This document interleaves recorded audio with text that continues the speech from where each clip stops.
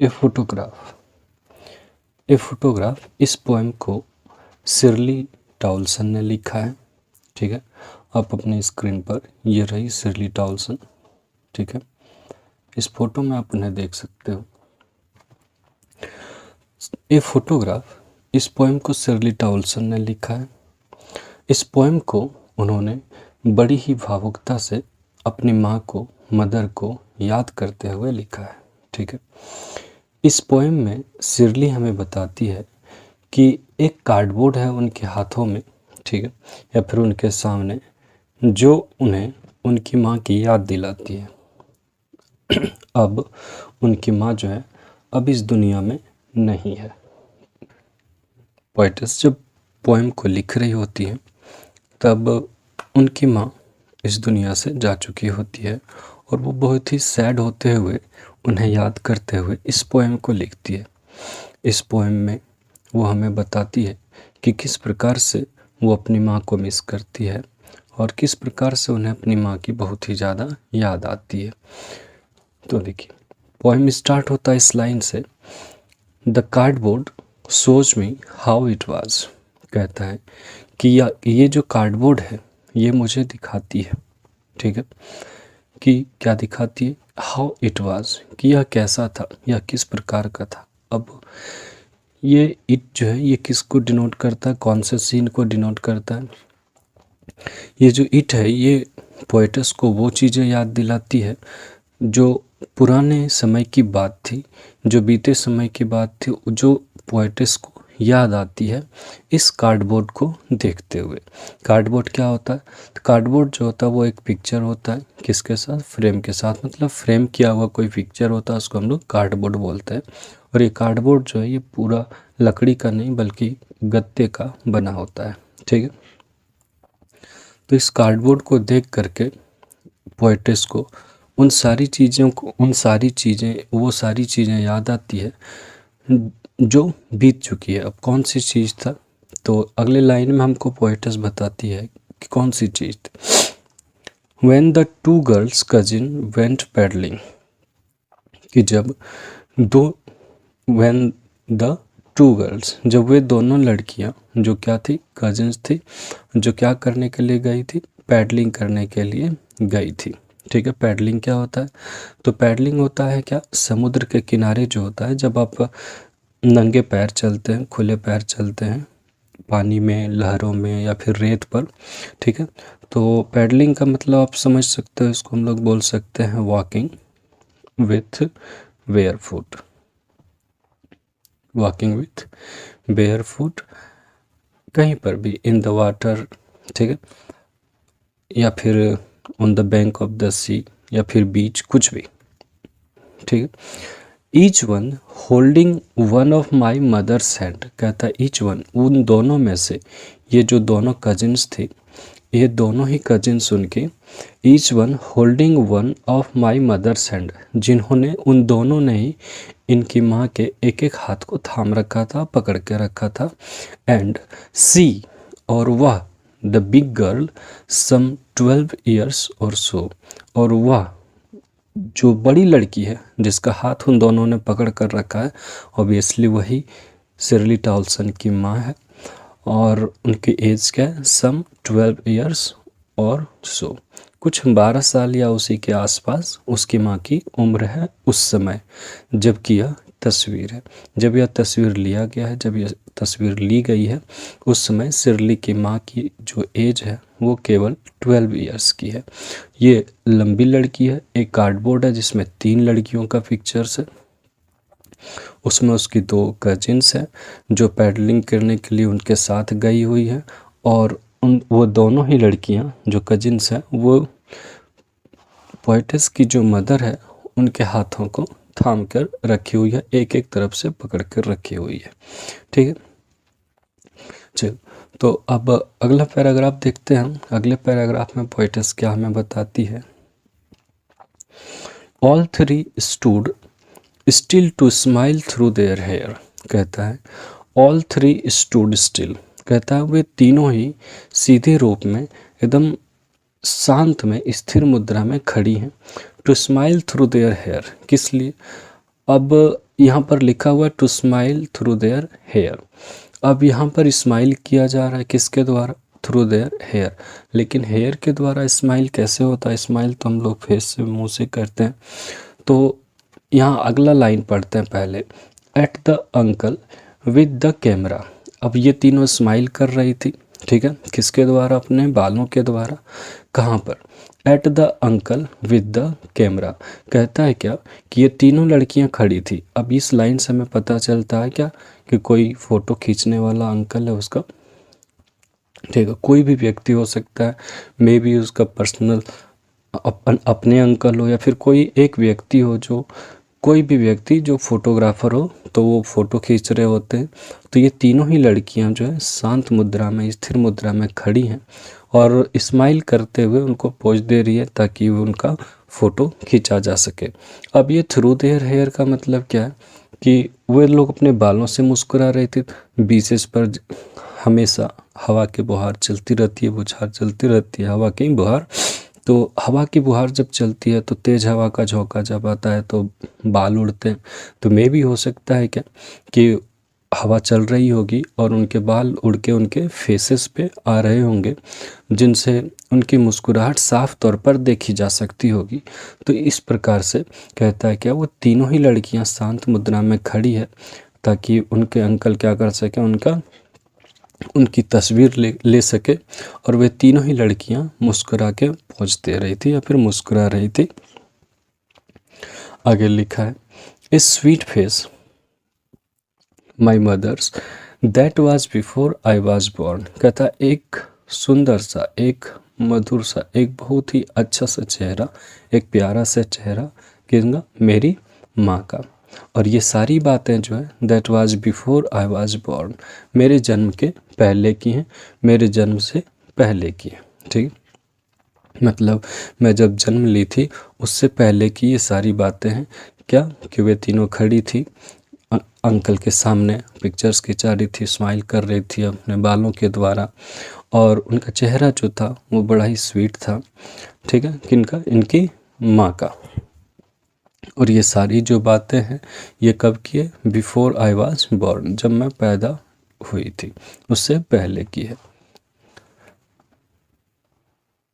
And the sea, और जो sea है, which appears to have changed less.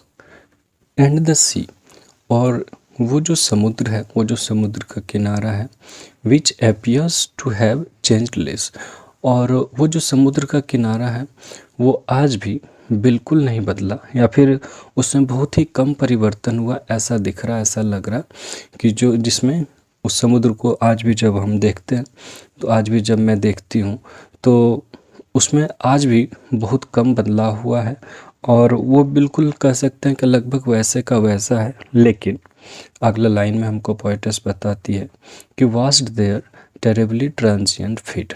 लेकिन अब ये जो लाइन है ये बड़ा ही ज़रूरी है, इस लाइन पर आप ध्यान देना कि washed their terribly transient feet. अब ये इससे पोएटेस क्या कहना चाहती है?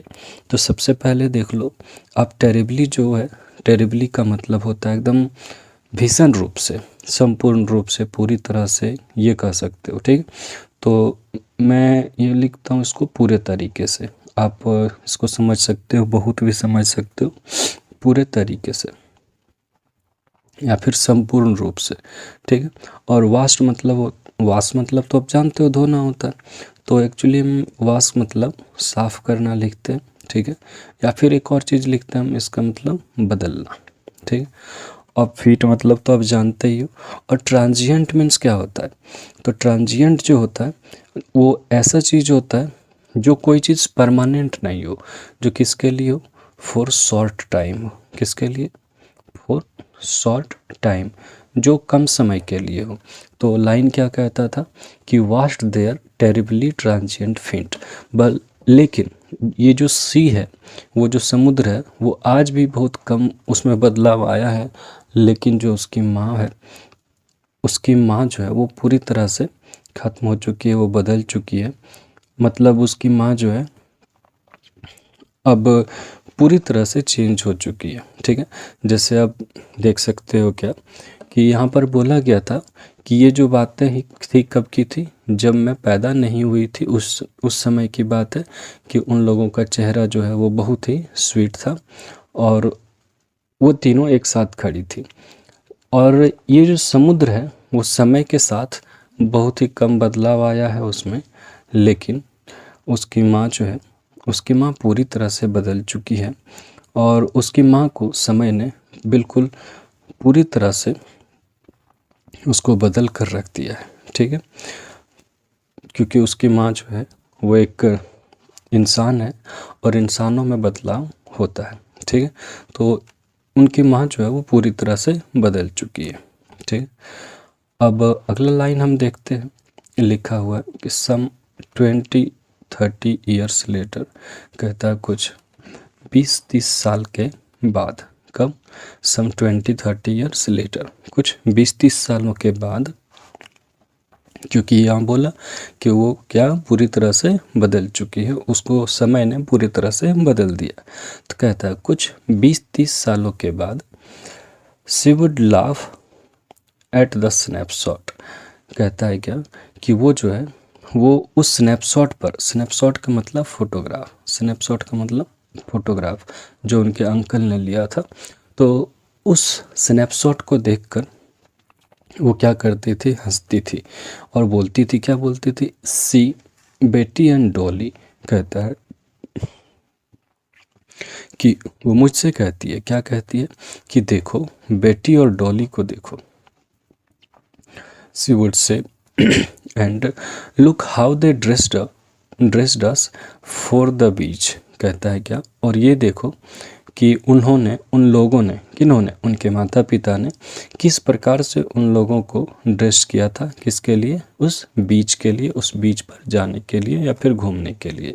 ठीक है, तो 20-30 सालों के बाद क्या करती थी कि वो उस चीज़ को देख के हंसती थी, उस फोटोग्राफ को देख के हंसती थी और मुझसे बोलती थी क्या कि बेटी और डॉली को देखो कि किस प्रकार से उन्हें उनकी माँ ने, उनके पेरेंट्स ने तैयार किया था बीच के लिए। ठीक, किस, अब यहाँ क्या बोलता, the C holiday was her past. ये जो सी हॉलीडे था ये उनका पास्ट था। माइन इज़ हर लाफ्टर, और मेरे लिए उनकी हंसी जो है वो पास्ट थी। ठीक है, क्या ये दोनों, शिर्ली टॉल्सन और उनकी माँ एक साथ बैठती थी, कब?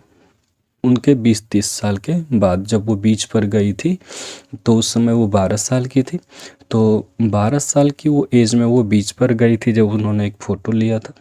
और अब 20-30 सालों के बाद जब शिर्ली टॉल्सन और उनकी माँ एक साथ बैठती है तो उनकी माँ कहती है क्या, उस स्नैपशॉट को देखकर वो हंसती है और बोलती है कि बेटी और डॉली को देखो कि, और ये भी कहती है कि देखो किस प्रकार से हमारे पेरेंट्स ने हम लोगों को बीच के लिए तैयार किया था। ठीक है, अब ये जो सी हॉलीडे था ये उनकी माँ के लिए पास्ट था और मेरे लिए, मतलब पोएटेस के लिए, माइन इज़ हर लाफ्टर, उनकी हंसी जो है ये पास्ट थी। अब पास्ट थी क्यों बोल रहा है, क्योंकि मैंने पहले ही कहा कि शिर्ली टॉल्सन ने ये पोएम अपनी माँ को याद करते हुए लिखा है, क्योंकि अब उनकी माँ इस दुनिया में नहीं है। ठीक है, अब वो मर चुकी है। कहता है, अगला लाइन है कि both wry with the laboured ease of loss. कहता है कि हम दोनों ही डिसअपॉइंटेड। ठीक है, व्राई मतलब डिसअपॉइंट होना, किसके लिए, with the laboured ease of loss. लेबर्ड ease of loss का मतलब होता है कोई भी खोई हुई चीज़ को याद करते हुए डिसअपॉइंट हो जाना। तो यहाँ पर शिर्ली ने क्या खोया है, शिर्ली ने अपनी माँ को खोया है। और उनकी माँ जो है उन्होंने क्या खोया, तो उनकी माँ ने उस बचपन को खोया है। हर कोई चाहता है क्या कि जो भी उनकी खोई हुई चीज़ है वो उन्हें मिल जाए। ठीक है, तो उसको, खोई हुई चीज़ को याद करके हम दोनों ही क्या है, डिसअपॉइंट हो जाते हैं। ठीक है, वो उस समय डिसअपॉइंट हो जाती थी और मैं अभी डिसअपॉइंट हो जाती। अब अगला पैराग्राफ है हमारे पास,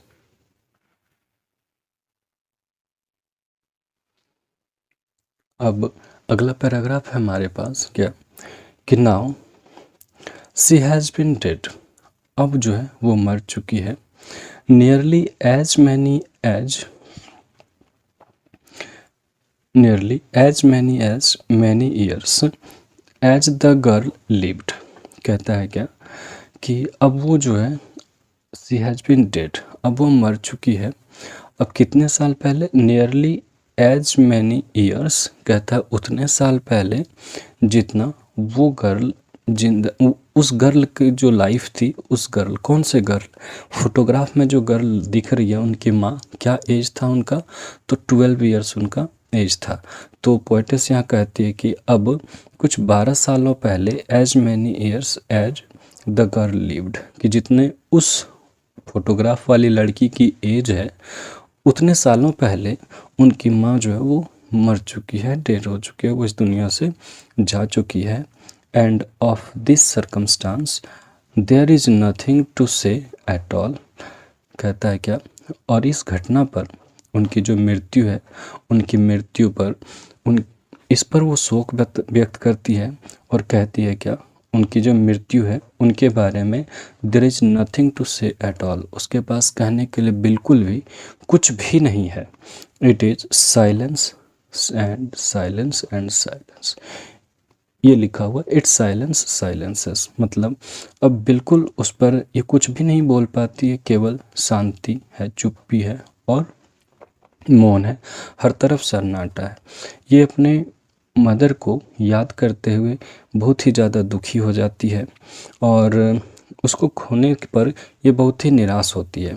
इन्होंने कहा कि जब पोएटिस ने इस पोएम को लिखा है, उस समय जब उन्होंने इस पोएम को लिखा, उस समय उनकी माँ को मरे हुए लगभग उतना साल हो गया जितनी दिन उस बच्ची की, कौन सी बच्ची? जो कार्डबोर्ड में थी वो जिंदा रही थी, या फिर मतलब उसकी जो उम्र थी, जितने साल उसने या फिर उन्होंने अपने जीवन को जिया था। कितना जिया था? 12 साल और उसके लगभग। तो अब उनकी माँ को मरे हुए 12 साल या उसके आसपास हो चुका है और उस घटना पर पोएटिस कुछ भी नहीं बोल पाती है।